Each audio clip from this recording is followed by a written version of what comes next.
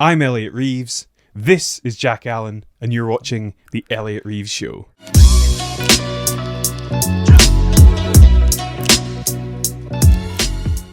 Jack, how are you? I'm good. How are you, man? I'm absolutely awesome. Good. It's great to have you here. Yeah, thank you. I've seen the room in many a video, and it's a pleasure to be here. I like your little on-air sign and everything. I'm glad you like it. And the cushions, obviously. Yeah. Well, Yeah. They're not in the shop. Well, yeah. This stuff doesn't happen by accident. Yeah. It's very serious, very professional. I like it a lot. Thanks. And I thought you were especially impressed with my digital clapperboard. Yes. Make sure that's the main reason to come on the show, is to see the digital clapperboard, because it is. It's good. It's cool. Yeah. It's very cool. Very cool. Nice. I like it. Yeah. Yeah, I'm a big one for my gadgets and How much did the app stuff. cost?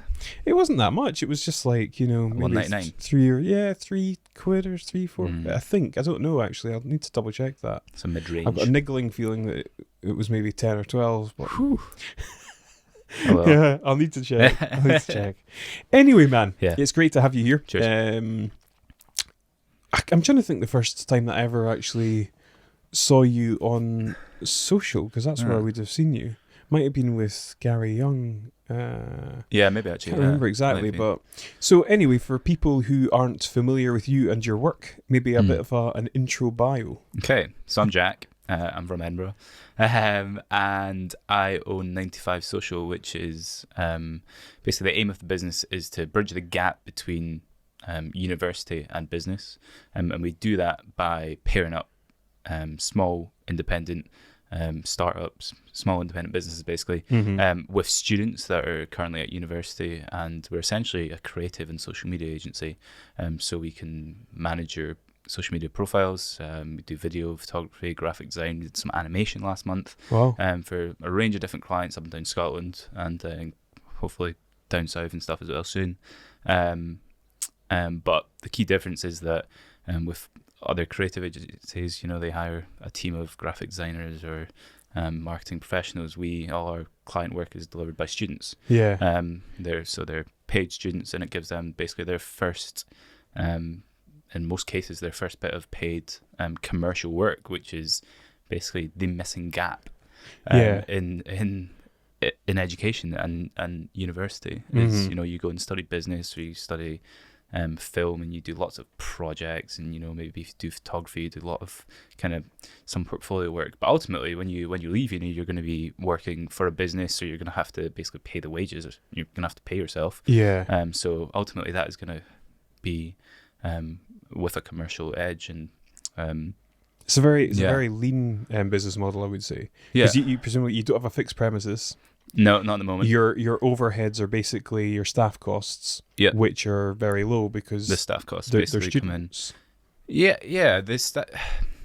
We pay relative to like an experienced freelance. Yeah, for sure. Yeah, so basically we can, because we work with smaller businesses, we charge a rate that is affordable for I think every business in Edinburgh. Okay. I think it's, if you want to get a video, like our videos start at £300, and that's pretty much a flat fee, and that includes the editing, and you get one for Instagram, you get one for like all the different aspect ratios and durations as well. And at the same time you're giving a student their first chance, whilst I think the quality every time is, it amazes me sometimes, the quality of the stuff that they come out of is amazing. And I just think it makes so much sense, and that's why I started the business, really, is that it made no sense to me that there are two groups here. So there's independent businesses and there are students. Students need work experience, and independent businesses need a lot of content. They need social media management and marketing advice and help. And those two problems solve each other almost. Definitely. And if you can basically find a way to bring those two groups together, then there's Winner. something nice. Was there anyone else doing what you were doing before you started doing it? There's lots of companies. There's some people down south. There's a few other different like kind of consultancy things where companies can bring students in to like look at a marketing issue or a marketing problem, and actually that's almost a wee bit of why I started the business. I'll come to that in a minute. Oh, But we'll go further back than that, we'll go but back yeah. later. But yeah, yeah. There's down south. There's a few like kind of consultancies that big brands can go and get like a team of students, and they'll consult on an issue, maybe if they want to appeal to a different market. And in America, there's a few like student-run social media agencies that are almost, they're like set up by universities. There's one in where is that? Utah. Okay. One of the universities in Utah. It's actually a really good entrepreneurial university. It was like the first university that Tinder launched at. So loads of startup. Okay. Their alumni have Wow. gone on to found like really cool things. Mm-hmm. And loads of them, they kind of go back to their universities and test all these like amazing apps that turn out to be like global phenomenons. It's quite fascinating actually. But yeah, they have a university in Utah have like a student-run social media agency. Mm-hmm. But I was very keen to make it a business. I think you know, you went to uni. Yeah, you definitely went to uni, and at uni you do all these kind of projects, and if you do an internship, you usually get put on like a project. I've done internships where I was like put on like basically the summer project, which was for interns, Mm-hmm. and you know that it's not actually contributing really to the business. Yeah. And Yeah. that's the missing piece for me in the stuff that exists, or kind of the difference between doing it through a university course or some sort of a scheme almost, and what I wanted to create is a business, because I would do my best work for a business, and you know, if you're directly impacting an independent company that is in your local area, that is it's pressure. Mm-hmm. You have to do good work. Yeah. And that's what I wanted to create. So in the form that it's in, as far as I'm aware, there isn't anything similar Nice. where students actually do the work. There's lots of Yeah. like consultancy things, but Yeah, there's this word in business that has always baffled me, and I think it's one of the biggest barriers for people's progress: experience. Yep, absolutely. You know, it's like, because you haven't worked in a creative business, because you don't have anything in your CV that evidences that, you know, you're capable of making video. Yep. That makes it such a huge challenge for people to get into the industry. But that you can translate that across really any industry, that if you haven't had 5 to 10 years experience, then Yeah. I'm sorry, you're not getting a job here. Yeah, I mean, I remember when I was trying to get a job like straight out of school, just a part-time job. Like, do you have experience flyering in the festival? No, I mean, I'm sorry, but no, I don't. Someone has to just take a chance, and trust me, I can hand out a thing and be like, "Oh, do you want to come to the filling station?" Like, I can do that. To be fair, the filling station were brilliant employers. I really enjoyed it. Nice. But yeah, like, I think even like, I remember I worked for Premier for a bit as well, that same summer that I worked for the filling station. And yeah, I didn't have any experience, but Mm-hmm. I think they were asking for experience. And I think it is one of these things, it's like a vicious circle, and everyone that, a lot of people I speak to about the business and when I explain it, most people have had that problem in their life. That problem generally between the ages of like 16 and 27, where they're trying to get a foot on the ladder. You know, we talk about getting a foot on the housing ladder, but it's almost the same as getting a foot on the jobs ladder. You need that first step. Mm-hmm. So what I wanted to build a business that helped people, and Mm-hmm. had a conscience, and, you know, actually produced more than just profit for our clients, and like revenue and return on investment for our clients, but also something else, like a byproduct as well, which is the help for students. And yeah, I've had loads of experience of like not having enough experience, and not being able to thinking the way you kind of bend little bits of experience and kind of make them fit in work. And yeah, I just think that experience thing is fascinating, and I understand why you need it, and I do think it is important. But there comes a point in time where you just have to take a chance sometimes. Yeah. Well, the thing And is, trust the people. thing that I've always found is that, you know, whenever anyone enters a new job role or a new position or they're promoted, they don't have the experience of having done that job for, you know, Yeah. X amount of time. Yeah. They're yeah. going into uncharted territory. Whatever you do in life, if you haven't done it before, you're out of your comfort zone. You're going to have some sort of imposter syndrome and inexperience or lack of knowledge as to how to do things. But you learn it. Yeah, 100%. You know, And you improve whilst you do it. the best method is to trust people's personality. Like, you can pretty much tell. Yeah. You know, you can tell if you meet someone if they're going to deliver. Yeah. I think passion is passion, a just huge general. factor. And You can, I think you can tell within 10 minutes if someone's going to deliver what they say they're going to deliver. yeah, And if you, it's up to you to decide then. Like, are we gonna take a chance? And I think I would love. I mean, I really think a lot of businesses should take a chance on young people because, you know, hire a student if you can. Yeah. Just 5-10 hours a week. My final year at university, I worked for a Airbnb management company, which was like a new thing in Edinburgh. It hadn't really been done before. This was in 2016. So Air Sorted or something. It was called B&B Buddy actually. I'll show them. They're really good guys. I was their second employee, I think. They're now just smashing it. They're brilliant, just really nice guys. Andrew and Michael. And I mean, I had no experience of that. I'd worked in property a wee bit in Hong Kong, but that was tenuous at best.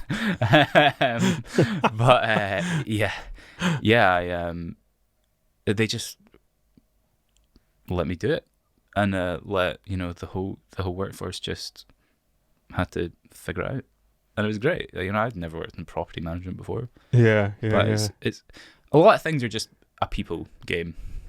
If you're good with people, you can achieve what you want to achieve. My dad's always said that. Yeah, if you're good at that really is. I mean, obviously there's a technical element to, you know, if you're doing video or something, you need to have those technical skills. But if you're a people person, you can find someone that'll help you. And you know, in something like property management, you need to. That's just about relationships and making sure that you can convey what's and communicate what's going on to a client or an end user. And that's really it. So the experience part you build gradually, but the starting point and what you actually need, the real experience and knowledge you need is just communication and people skills. And I think that's the same for a lot of jobs, I would say. Absolutely agree. Yeah. Very much so. So let's go back to the early days. I mean, specifically, it's right to the very, very beginning. I'd like to hear about your path through education. Yeah. And your sort of overall experience with that. Cool. Well, primary school I hated. Actually, I liked the first 3 years at primary school.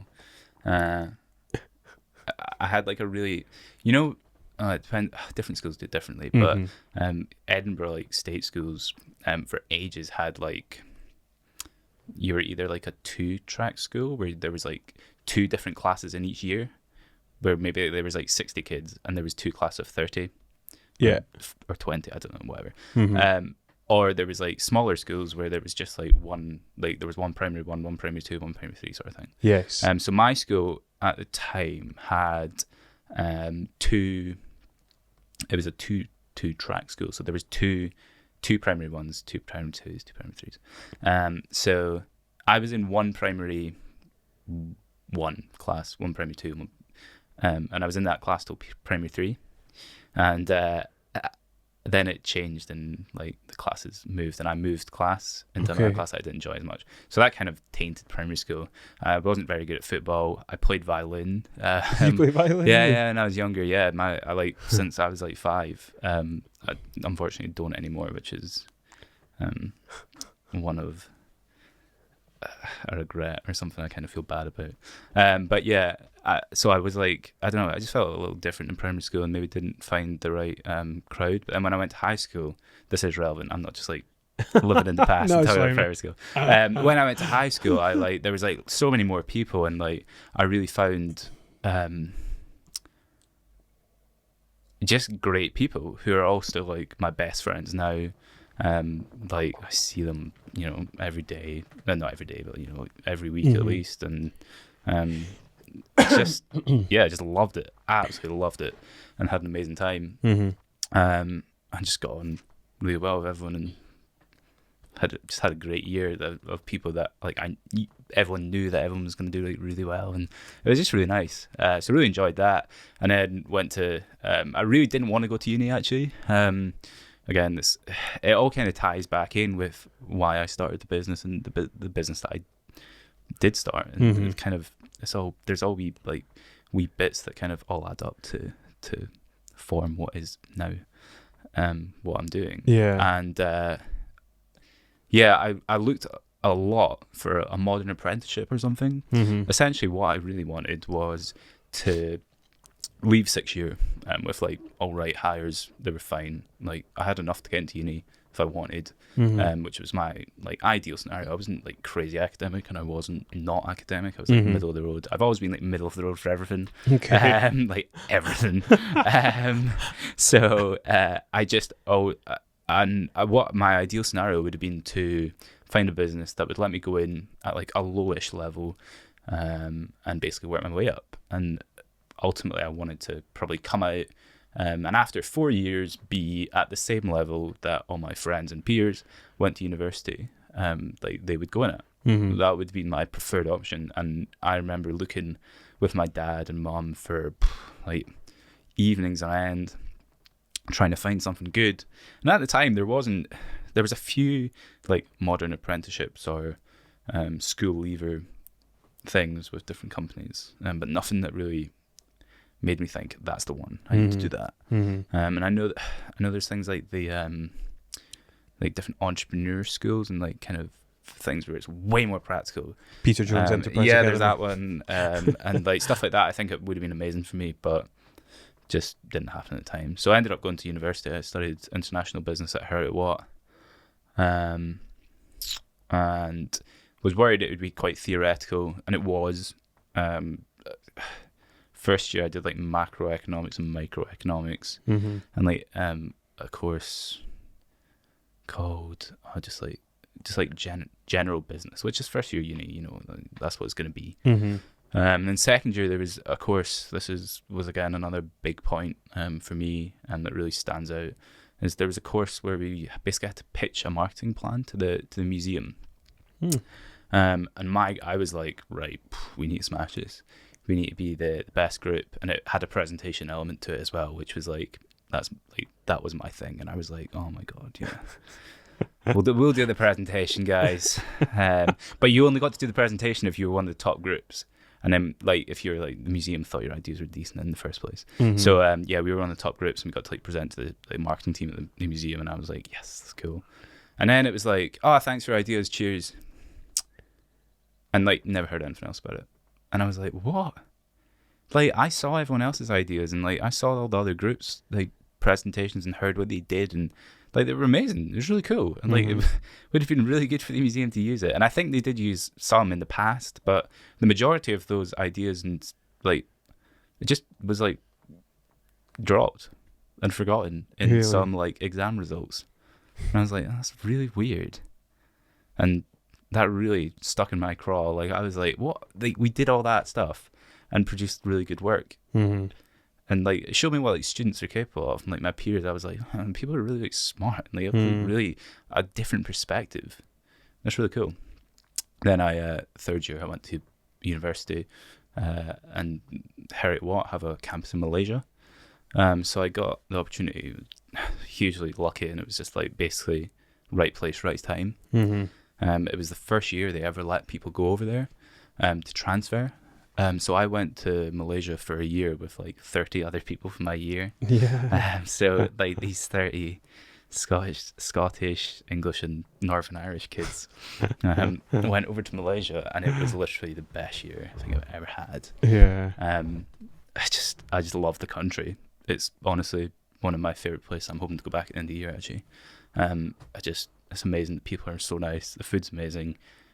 Getting around is super easy because of AirAsia, and I just had a great time.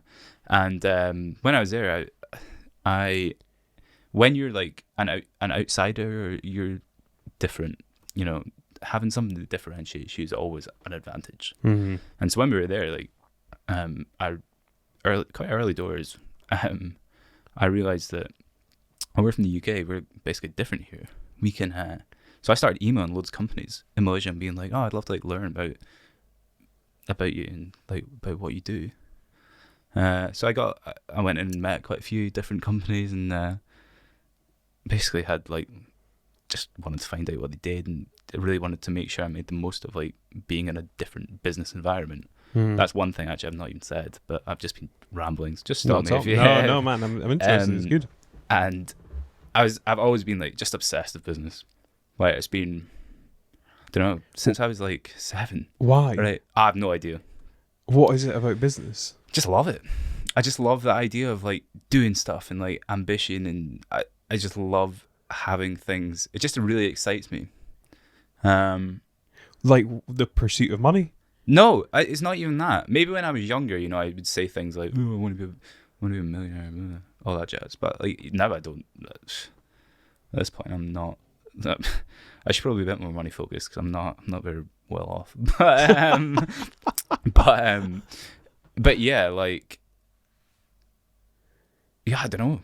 I just really liked it. I loved things. Like, I think the age I'm 23 now, so I think like I was at school when The Apprentice was reasonably okay and still sort of businessy. Mm-hmm. Things like Dragon's Den had just started, so I would like sit and watch all the pitches and all that. I remember my mum once gave me a book called How They Started for my birthday, and it was just like startup stories of, I remember Innocent Smoothies were in it. Mm-hmm. Bebo was in it, which that really captivated me. I thought that was an amazing startup story. Michael Birch, and actually it's gone on to be an even more exciting story. Do you know the story of Bebo? Not the story that you're talking about. Oh, that's insane. So basically, I had a Bebo profile. Yeah. So Bebo basically was started by an English guy and his wife, Michael, and Exochi, I'm not sure how you pronounce that, Birch, and they started basically from nothing. They were just computer programmers, and they just started Bebo, and it obviously caught on. It was like just before Facebook. Then they sold to AOL for $16 billion. Oh wow! And he now runs a massive incubator and stuff in San Francisco, and just is like really supports young British and young entrepreneurs. But they bought back Bebo for like $1 million. So they sold it for $16 billion and bought it back for a million, and it didn't obviously have the same fanfare as it did at the time. Yeah. But yeah, I just always loved business. So when I went to Malaysia, I was just obsessed with finding. I just needed to make sure that I made absolutely sure that I had made the most of that opportunity from a business point of view. So cool. So let's. There's a lot of things that I could sort of cover, but let's. That was a long talk. Yeah, it's cool, man. It's cool. What did you gain from university, and what do you think could have been done differently to have given you more? I gained. I really think the main thing I gained was that year in Malaysia, and it ended up leading to. We went to the Hong Kong Sevens, and we were sitting beside this guy. The Hong Kong Sevens, basically everyone just like chats, and we were having a drink, and me and my friend Johnny and Matt were sitting beside this guy, and this guy says, Johnny was mainly speaking to him, and this guy said, "Oh, I'm the managing director of a property company here in Hong Kong." And at this point, my ears were like, whew, opportunity. So basically I asked this guy, I was like, "Oh, well, you know, if you give us an internship then." So this guy literally airdrops me, still got it on my phone, his contact details, like everything, like his entire contact details. Really? And said, "If you email me in the morning, we will set it up and you guys can come to Hong Kong and work over summer," which we did, and we went and worked in Hong Kong over summer. It was amazing. But so I think I gained a lot of insight into very different businesses there. So in Malaysia, I actually worked for a WeChat marketing agency and a crowdfunding platform, which was the same business. It was quite very cool. A lot of like meetings in Mandarin and stuff, which went slightly over my head. But it gave me loads of cool opportunities to like meet investors and stuff like that, which things that I'd never done at home. And I think that year is what I really gained from university, as well as finding what it was that I liked about business. I really, in a business degree, you have to cite examples and references. I'm not a reference person. Like, quite frankly, I just do not care about business theories. Like, it just doesn't, like, but I do care about what people do and how they do it. So I was an examples person, and I love example. Like, I listen to so many podcasts. Like, I've read so many books. Like, not read so many books, but I keep up with business news, and I love that side of things. So I think that's what university has really given me. It gave me the opportunity to basically go and like geek out about business. And like have a purpose for actually looking at all that stuff. Like when I was 8 and reading that book about how they started, like there wasn't really a purpose for that. Whereas, I could like be nerdy about the things that I wanted to be nerdy about. Like I did my dissertation on perception of airlines. It's another one of my passions is planes, which we can come to if you want. It's not huge. It's quite a niche passion. But yeah, I did my perception of, like, if I asked you what airline would you rather fly on, Vietnam Airlines or Swiss Airlines? Swiss Airlines. Exactly, but why is that? Well, because I believe that they have a more sort of prominent reputation. Yeah, so actually, Vietnam Airlines is a really good airline. Yeah. And it's like 4-star Skytrax airline, which is, and I would assume, well, Swiss is definitely a pretty good airline as well. Yeah. And it's rich. That's what I did my dissertation on. And like, it's like the kind of psychology behind that, and why is that? And I got to explore it through the medium of business. And the airline business, which is a business area that fascinates me. So I think that's what I got from uni. What I didn't get enough of, there was elements of it for sure, and I think I made sure that I found what I needed to replace what I didn't get, is practical business experience. Yeah. Hence, starting the company. I really think that is a flaw in the current university system, especially for business education. My sister's actually training to be a teacher, and vocational subjects, veterinary, doctor, teaching, dentistry, they have it down. Like, obviously those things are inherently practical areas and industries. Yeah. So they get a lot of practical experience, and but business is the same. You learn by doing, and sometimes you have to make little mistakes. Yeah. So that's what I feel the gap was, is that practical element. I remember asking lots of different universities, what links of industry do you have, before I went to uni, and they all said, oh, we have great links of industry. But that doesn't mean that they let you share the links of industry necessarily. Yeah. So that's kind of my take on university, is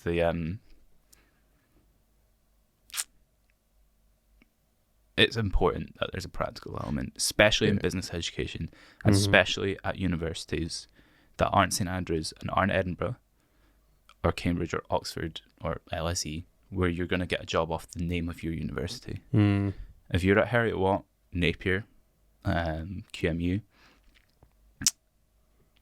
unfortunately those universities don't have the brand recognition, and in a lot of cases don't have the years and years of alumni network that are going to basically pave the way for you to get a top job. Do you think that is the case? I think there's a big part of that's the case. Really? I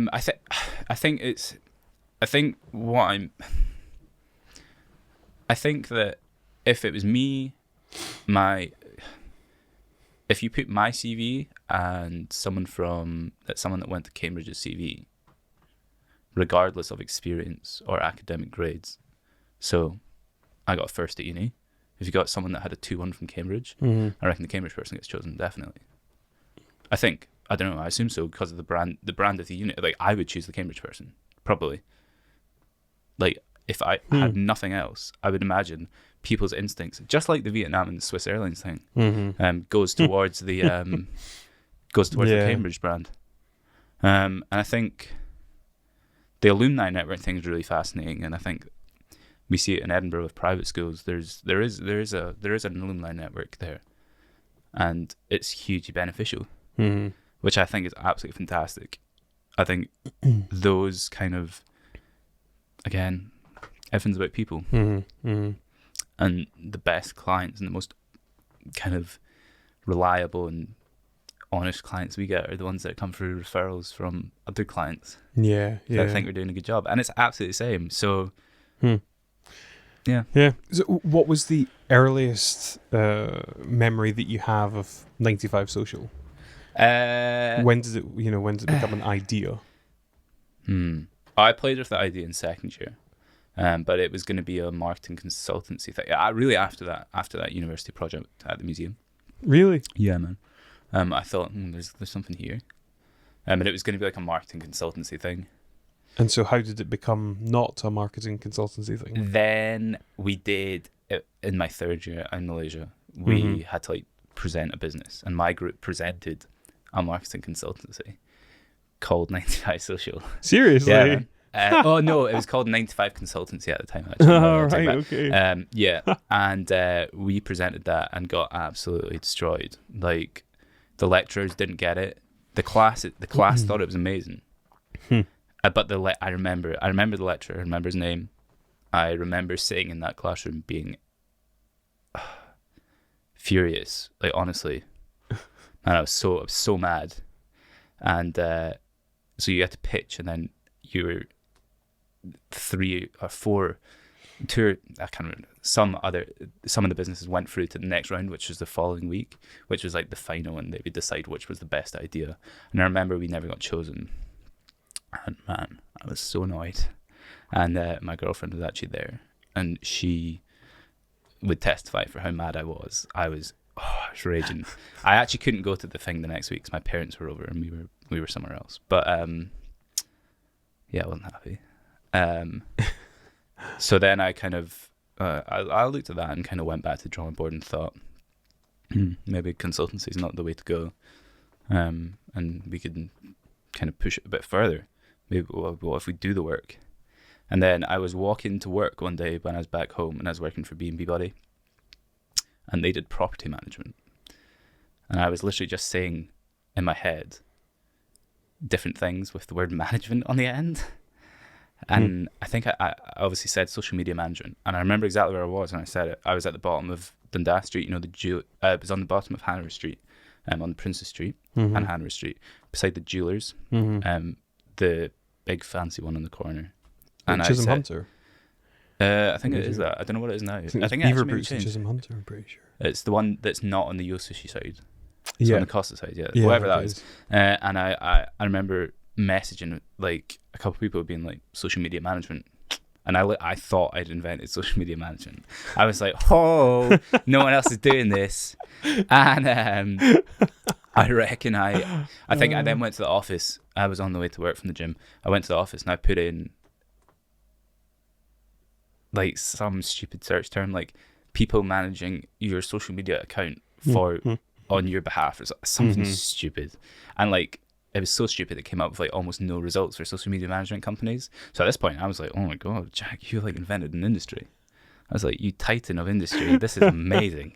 And then obviously searched the term social media management. It was like wrong. Yeah, 5 billion. Everyone's doing it. Yeah. In Edinburgh. Yeah. And then so that was that. And then I took on a client at one point, like a few months down the line, that he said he was going to give me loads of content. He had a food business and there was going to be loads of content coming. And I was like, yes, sweet. We didn't do any content this time. And the content came through and I showed it to my mum and she was like, man, like it was fine. It was fine, but there just wasn't enough. Like, so in terms of he was sending you the content and you were the distribution? Yeah, that's how it was at the start. Yeah. Oh, okay. Yeah. Right, okay. And the content wasn't it just wasn't good enough. Well, there wasn't enough, and it wasn't great. Mm. So I was like, right, well, need to make our own content, and then was like, oh, well, that makes sense. There's loads of students, and that's where it is. Yeah, there's a lot's happened in that time. Yeah. So, like, who was the first student you approached? What was your pitch to them? What was the first business that you worked with? What did what sort of charging structure did you start putting in place? How did you then grow your clients? Yeah, so there's a lot of stuff there. So charging that's another thing I think. When people start businesses at uni, you go from like student mindset and student budgeting. Yeah. That is a jump to charging adult world prices. And I am still probably suffering from that today. Like, if you start a retainer with a customer at a university price, say, or a price that, like, a lot of the stuff that my business has, like, in its background is, like, I decided on this stuff when I was, like, 20, and I'm now 23. So this is, like, that's quite important years of your life. Like, you change a lot in that 3 years, probably more than ever in your entire life. Like, your mentality and mindset, you go from this like school uni world to like real world, where some of my friends are like working for massive companies and PwC and stuff like that. And so a lot of the stuff is and it's one of the business's biggest flaws, and that is, it's absolutely my like main thing I need to really sort this year. It's decisions I made when I was like 20, or well, probably not, maybe just mid-20s, like 20 and a half. Yeah. And yeah, like, so the pricing was like shocking. So tell me what it was then. The first contract we had was £150 a month. Yeah. Did they have an onboarding fee? No. Really? No, nothing. So just straight. A handshake. There was a contract. Not really? Not really, no. So just, was it like an ongoing, or was it just a kind of... It was just month by month. We still are month by month. I think flexibility is important for especially independent and small businesses. So you don't sign anyone up for 6, 12, 18? We will now, because... But you haven't to date?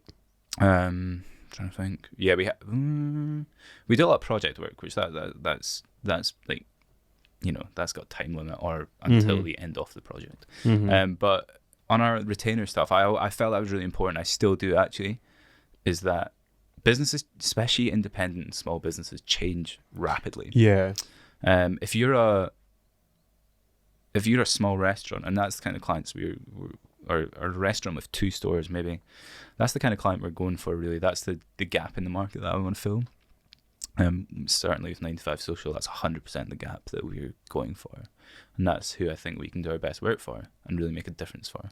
But those businesses change rapidly. You know, if you own a fast food restaurant with 2 outlets and you lose 3 members of staff in a week, which is pretty conceivable for a business like that. Definitely. You know, people, you know, uni terms ends and 3 people go back home. 100% happens. And I mean, I go out for drinks with some of my clients quite often, and they say, like, you know, uni term ends and people just leave and they don't tell you, like, until like 3 days before, and they're like, oh, by the way, I'm going back down south. It's like, right, like that, you know, in that circumstance, then cuts need to be made, unfortunately. And when we, you know, we're making revenue and generating return on investment for clients, then hopefully we're not that cut. But I feel like it needs to be, they can't feel trapped by what we're doing, and I don't want to build a business that has that connotation, because they will come back.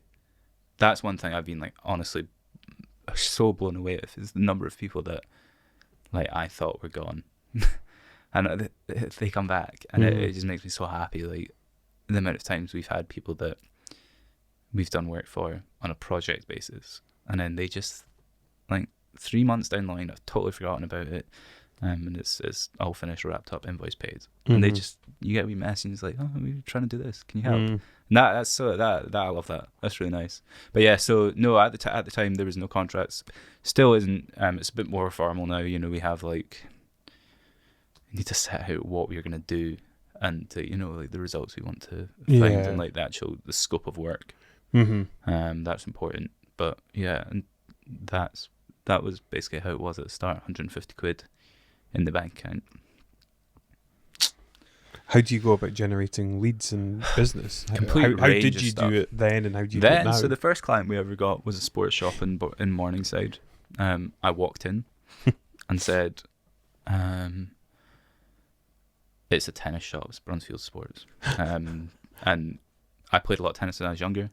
Still love tennis. Andy Murray's playing today, actually, so excited. His first match back.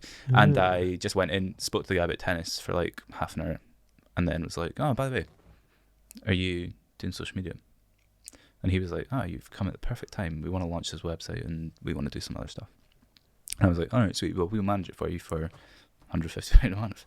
And that was that. And that was first client.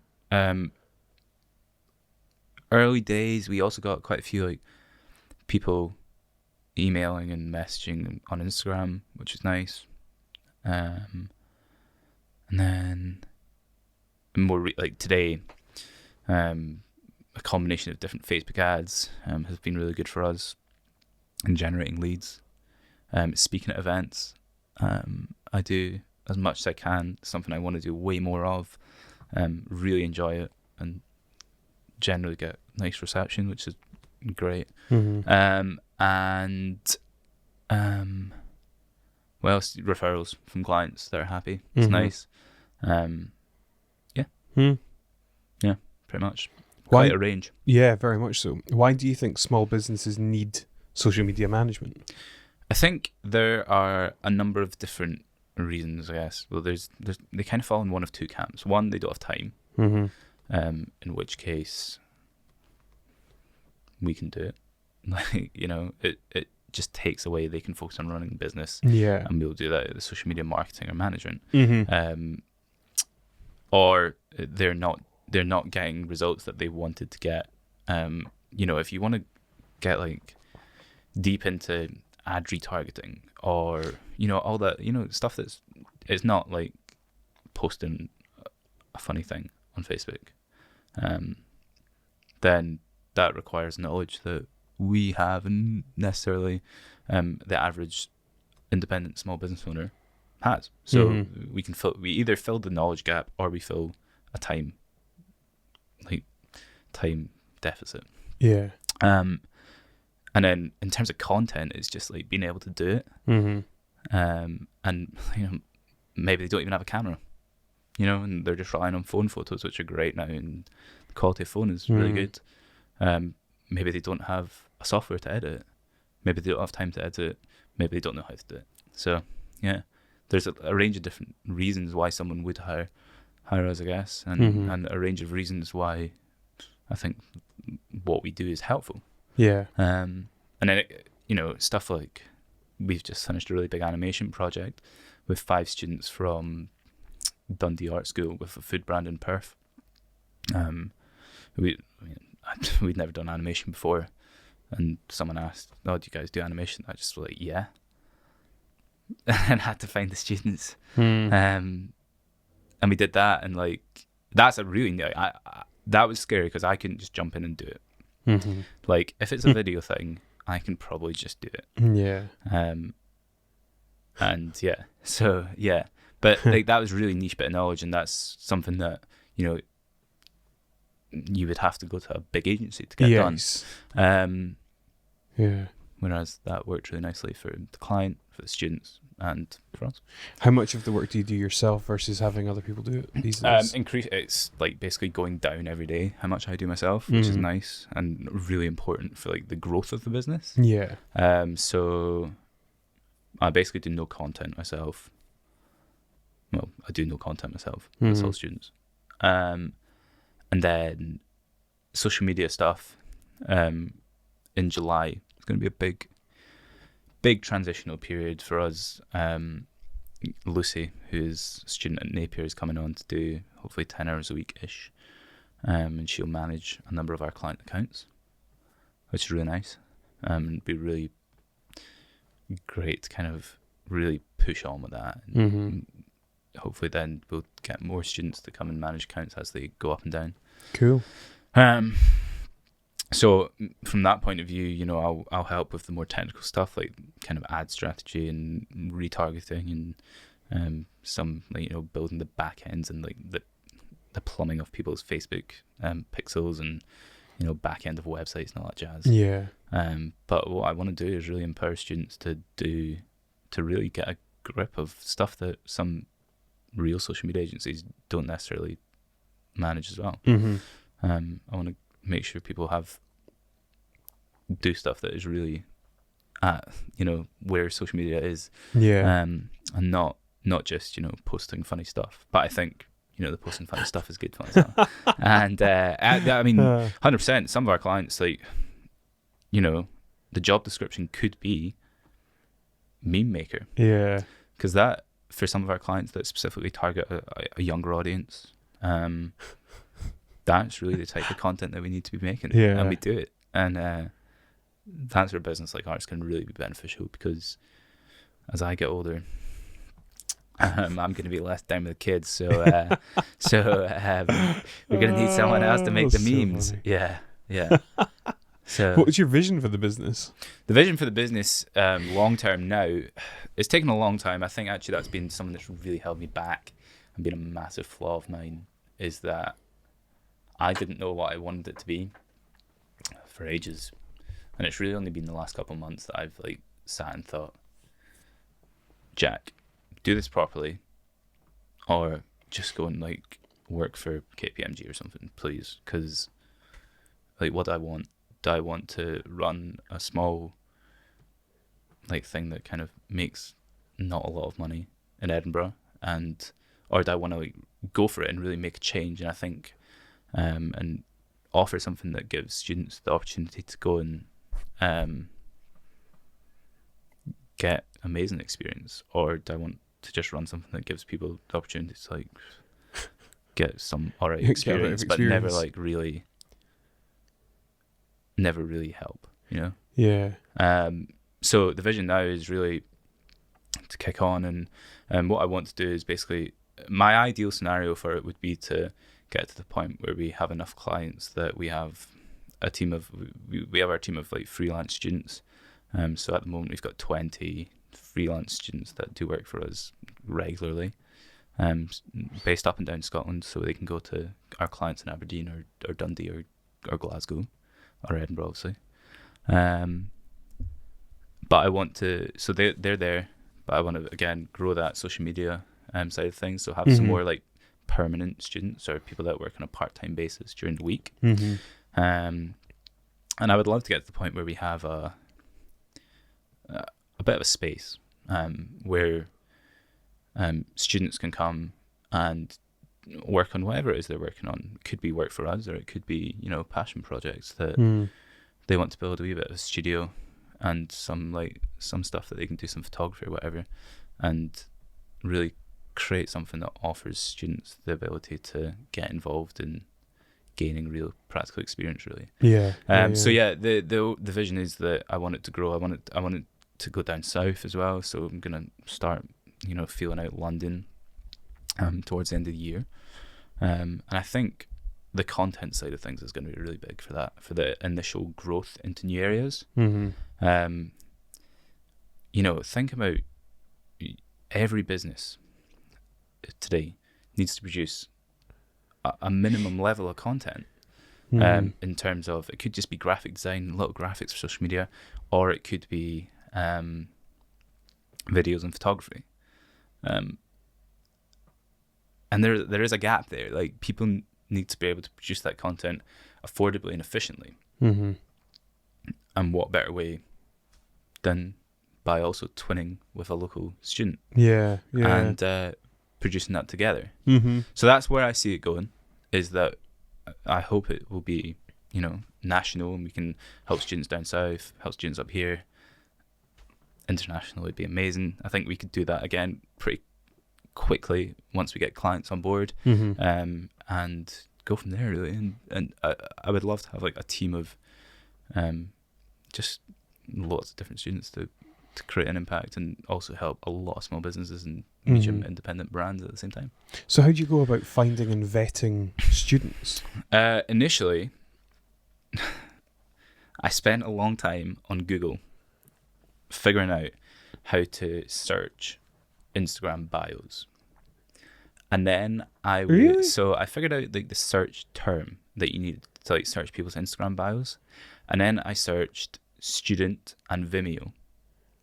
Now Vimeo is the place where people that are serious about making film post their films, not YouTube. Type so YouTube tends to be more the vlogger type, or stuff like you do, like that's too consumer almost. Yeah. And Vimeo tends to be the more like professional platform, where people post like short film, etc.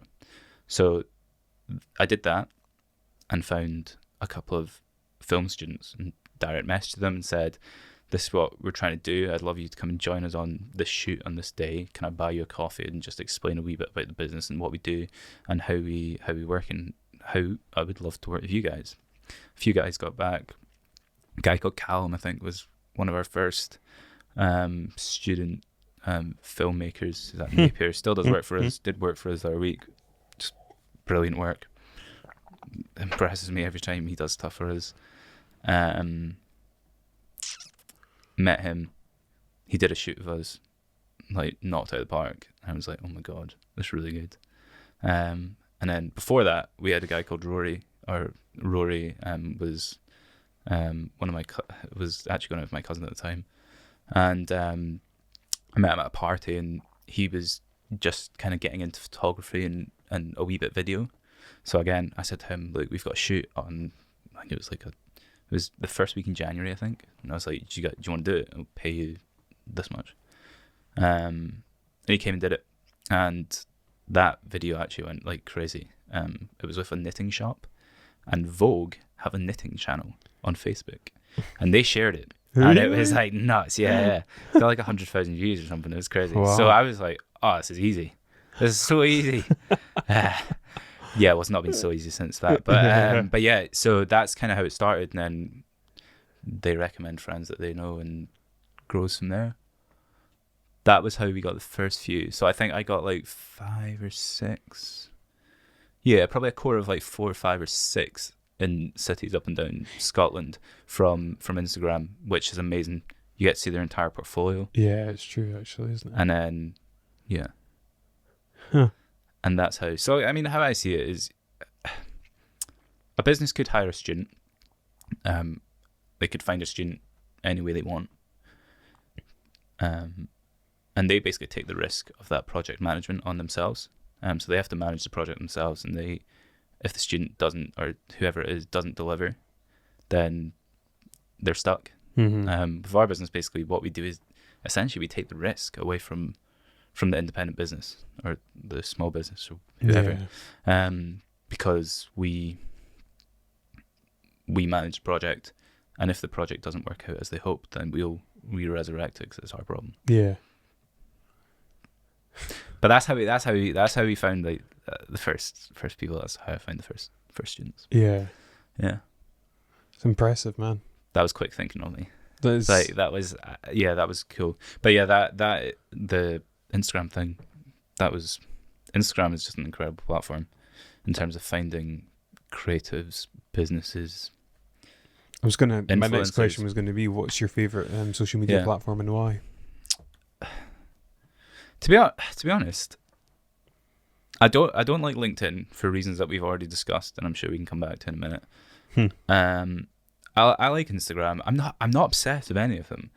Facebook impresses me daily with the insight and the analytics and the way it connects with Facebook Ad Manager in particular, the way it connects with websites so simply, and just the sheer insight into data, consumer behavior, and like purchase decision making and stuff that it gives you. Like, I've sat there with clients and like tried to play it cool, being like, oh yeah, this is just, look at all this stuff it shows you. It's pretty cool. And like in my inside, I'm just like, oh my god, this is insane. Like, the world we live in is amazing. Like, never have we being able to get such an insight into like what our customers are seeing. Like, so I'm quite close with the guy that they own Bonnie Burrito and the Bonnie Sauce Company, who are hot sauce company. And we've done some work with them. Mm-hmm. And I remember I sat in the basement of Bonnie Burrito with him, and we were looking at the insights from their from the sauce online store, and like just how you can see like literally why people are pressing the buttons they're pressing, and it's like, oh well, the picture of that sauce is a wee bit bigger, so maybe that's why. And you can see exactly, like you can literally tell people's tastes just through the insights on that that stuff. So I love Facebook for that. I think it's just insane, like the level of data that's there and the level of interesting stuff you can, like, I could spend all day on that. Yeah. Just playing around in Ads Manager. Instagram, I like the simplicity, and I think it's great visual platform. YouTube, I like spending time. I've never used YouTube in a business way. I think I was almost too late for it. I've never pursued it as a platform. I've not done enough at all, if anything, really personal brandy. So I've done like wee vlogs, but I always put them on the business page.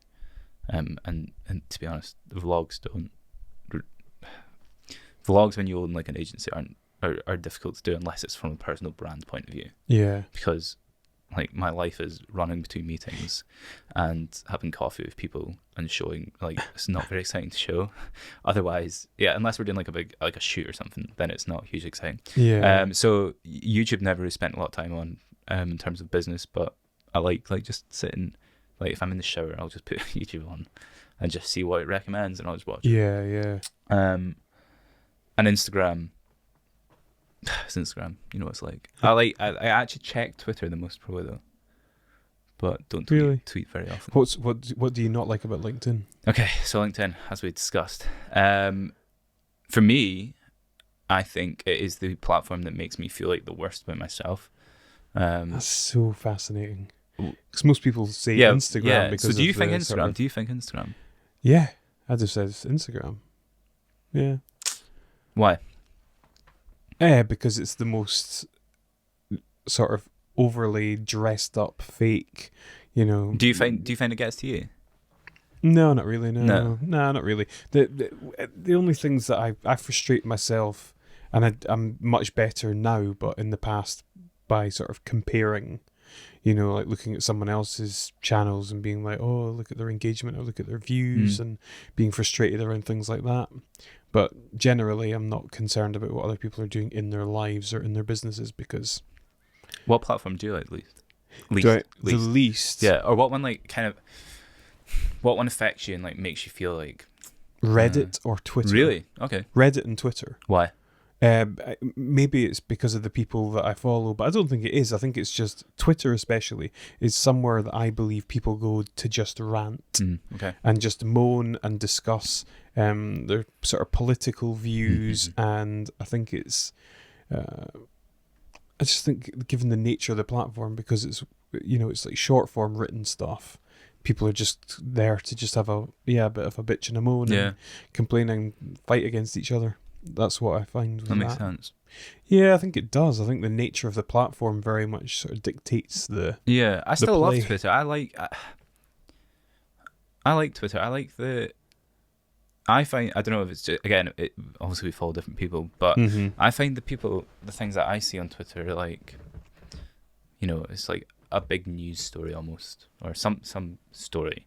And then underneath, it's just everyone's reaction almost. Right. Which okay. I like that. I like getting an insight. I love people, and I love finding out about what people do. And again, just love finding out more about how people see things. Yeah. So from that point of view, I actually really like Twitter. There, every now and then you'll see something that is like just overly personal, and I don't like seeing that. Yeah. I think it's not how we want the world to be, surely. No. But yeah, I kind of get what you're saying. But do you find that you see more like banging of heads on Twitter? Oh yeah. Yeah. Okay. big time. Okay. Well, Instagram's not sort of like a controversial place as such. No. Everyone's pretty upbeat and happy, and they're Yeah. just posting pictures to celebrate their life. Yeah. Facebook, there is the same, but with more human interaction. Mm-hmm. But it tends to be less combative. Again, this is just based on my own perception. I think people there are there to chat and share stuff. Yeah. And then Twitter's just kind of for moaning. Would you say Facebook's your favourite platform? Yeah, I mean, like, for a long time it was. Instagram is just the surge of Instagram and the growth of it has made it like too big to ignore. Yeah, I know what you mean. And therefore I've started to put probably more of a focus on that. Sure. And I've noticed that reach with things like stories and IGTV are actually surprisingly good. Yeah. You know, like I actually get more views on stories than I would on a post. Yeah. Have you found the IGTV? I've watched, I think I last looked at you've done a couple, but IGTV's changed. It's good. Yeah, I had never used it until within the last sort of month or so. I think it was you that had mentioned it. I didn't realise you had to access it through a separate app either. Yeah, it was funny. It's just kind of weird. I just think they really botched the launch of it, to be honest. Yeah. I think it was really hard to find. I remember it launched when I was like in bed or something, and I was like, oh yeah, new platform, and I got really excited about it, and like went and like made a video like literally straight away, and was like, yeah, all this stuff, and then no one could find it because they'd like really like it was kind of in that top right hand corner of the screen. Yeah. And it was really hard to find. But yeah, having the separate app as well is weird. It's very weird. It almost discouraged. Well, no, because they wanted it for creators. So I guess in that sense, it does make sense a wee bit. Well, so there's a time limit. Yeah. Unless you've got whatever the number of followers is, Yeah. and then you can post Yeah. longer form content. But I like the way that you use it. I think it's really nice. Yeah, it's not bad. It's like I'm trying to figure out the optimal way of doing it, especially in an interview environment. You know, it'd be one of the best ways that you could do it is have two, iPhones in vertical position, one on you and one on me. Yeah. And then do a full interview like that, Probably like that. Yeah, kind of, crossing views.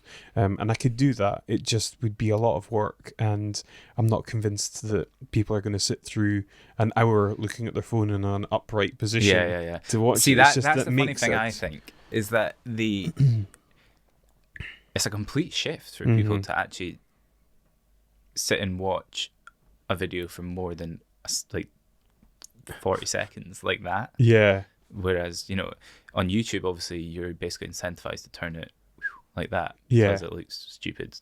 Well, it looks rubbish if it's just like that wee letterbox kind of at the top of the screen. Yeah. No, so I always thought that was a bit... But I thought Instagram was the platform that could do that. I like that now it's in the feed.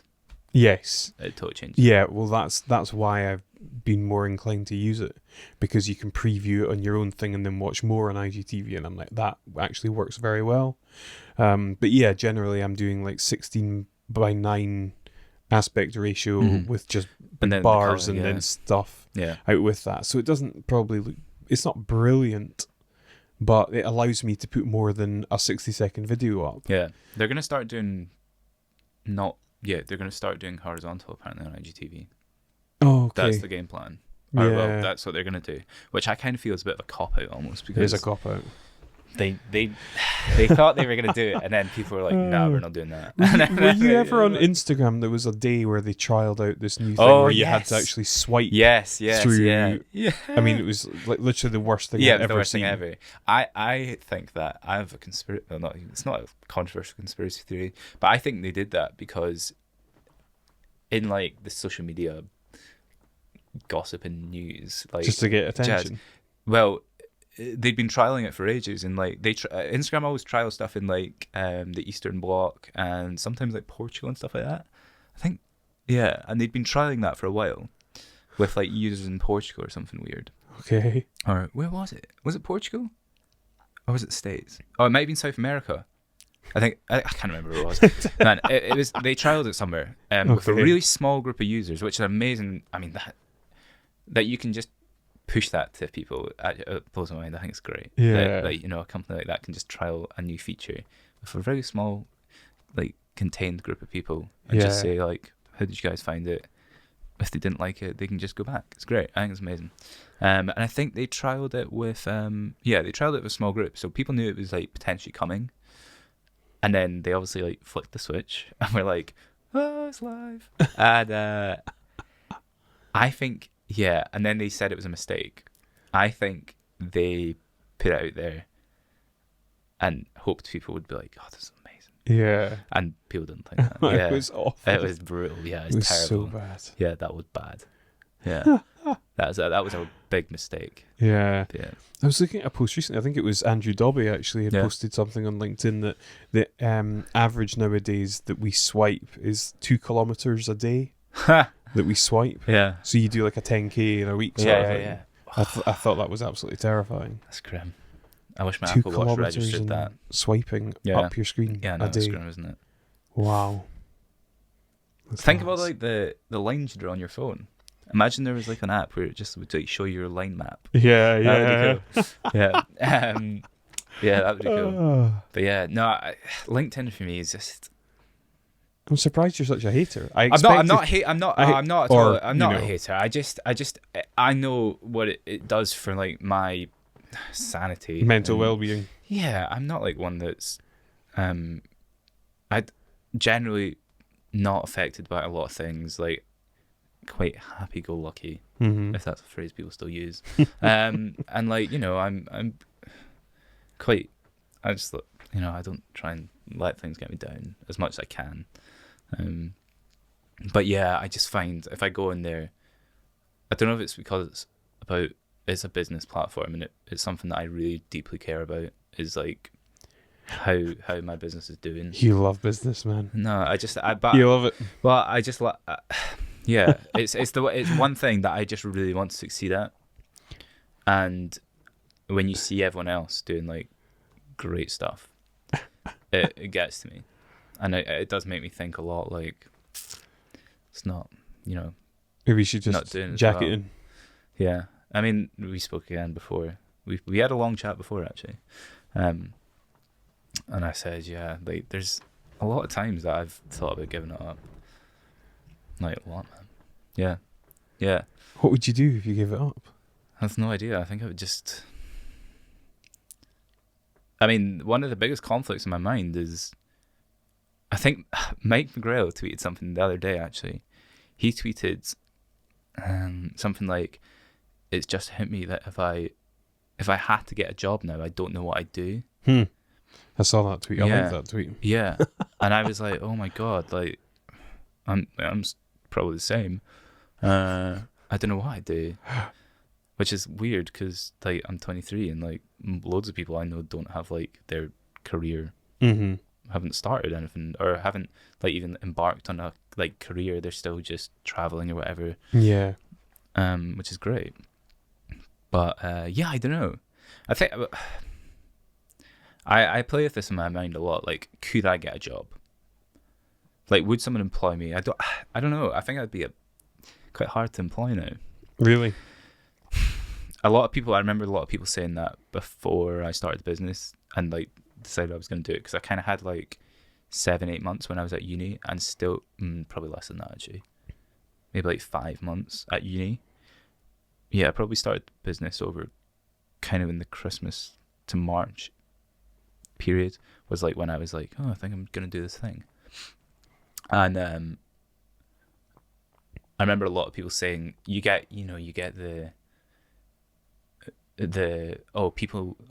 people don't hire people that have started businesses and stuff like that.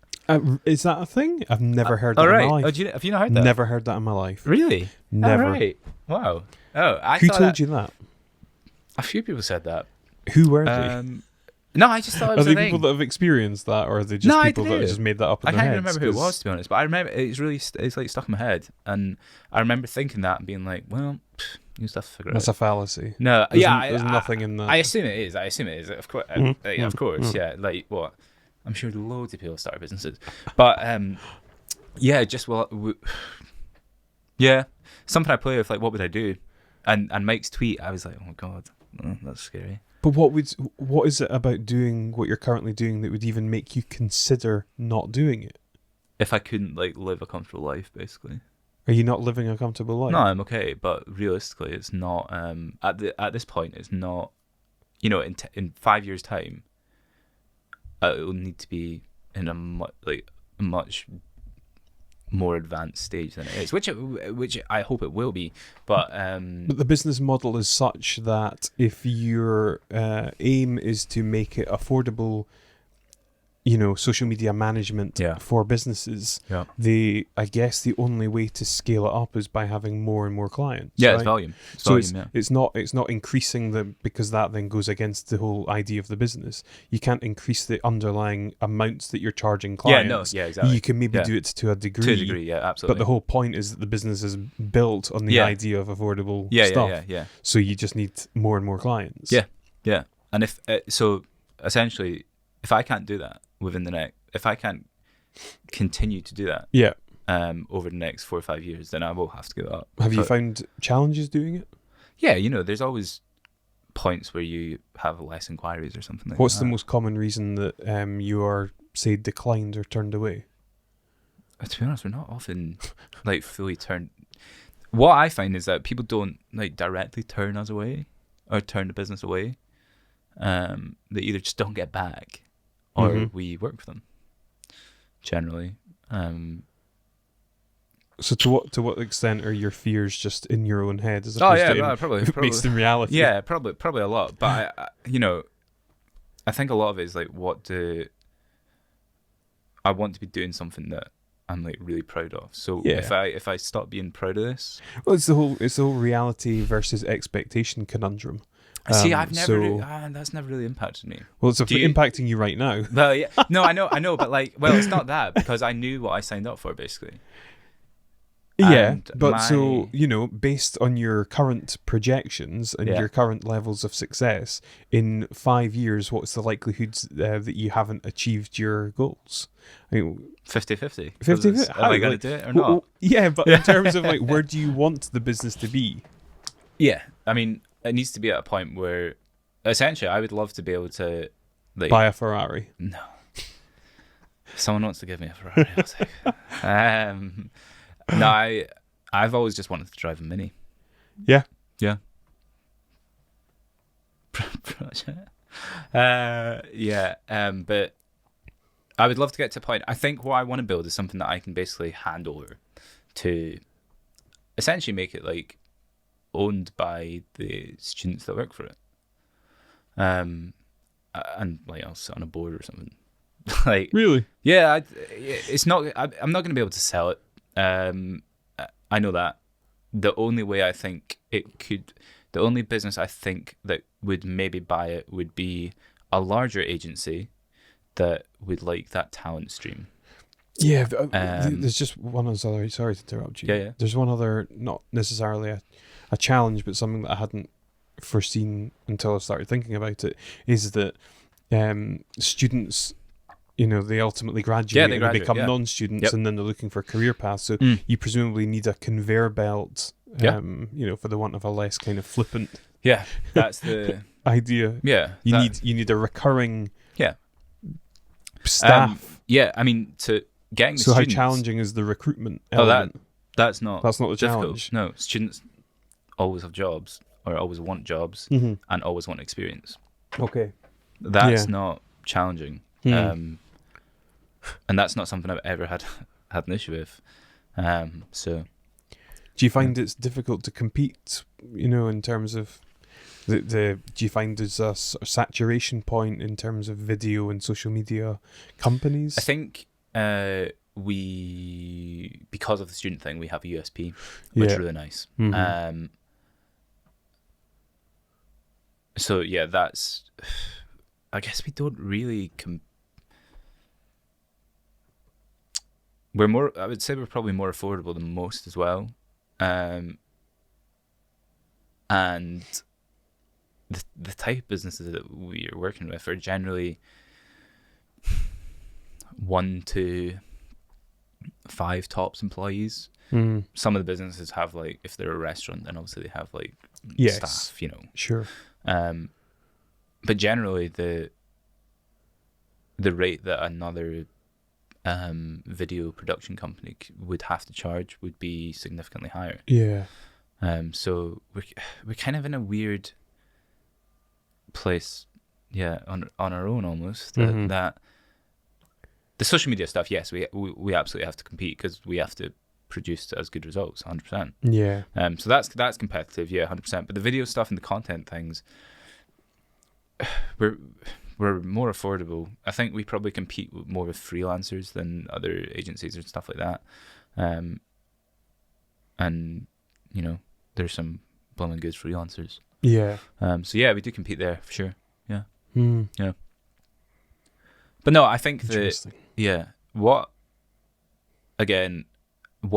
my preconception before starting the business was more that, oh sure, loads of businesses would love to kind of have this almost like a corporate social responsibility for like a small business that they can like almost give back to the community in which they're working in and give a student an opportunity, which hasn't at all been something that has differentiated us at all.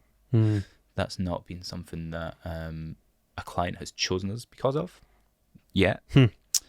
And that's so that's interesting as well. But no, I think it's just it's constant. Just always just need to keep working, I suppose, and that's the way. That's life. But it's good. That's life. No. I love doing what I'm doing. I've always wanted to run a business. Yeah. So, as long as I'm doing that, I'm happy. But absolutely. And watching stuff like the people that you guys have on, or you have on your interview series is always, people are doing it. Yeah. And I love like being part of it. Yeah. Awesome. Yeah. Awesome. Well, Jack, thanks so much for coming on. It's been great speaking with you. Pleasure. Blast. I feel like I've spoken a lot. Yeah. Yeah, I mean, it's been a really, really good interview. It's been interesting hearing your views and stuff, especially, and I really enjoy that. And no, man, I think you're doing fantastic work. What else coming up for you? I think it's brilliant. No, quite quiet actually. Relatively quiet. I've got a lot of like. I mean, I've got a bunch How do you edit? So do you do like editing days where you're like, go edit all this stuff? It's more just done on kind of instinct. Okay. You need to really be in the mood to want to sit down and edit through a marathon interview. But for these ones, it's a lot simpler. Yeah. But no, I've got a lot of stuff in the tank. So, but for me, it'll be focusing far more on the business side. Yeah. I need an influence like you in my life, Jack, to get things moving, for sure. Oh, definitely not. But, yeah. Well, you never know. No. But anyway, my friend, thank you so much for coming on. Pleasure, man. I really appreciate it. Cheers. I also genuinely really appreciate anyone offering to spend an hour in Of course, chat. man. I really of course. Always. Yeah. We'll definitely get you back at some stage as well. Nice. We'll have to think about someone else maybe joining as well. It'd be cool to get another person in. Yeah. Awesome. Thank you very much, Elliot. You're really welcome. Appreciate it, man. Cheers. Cheers.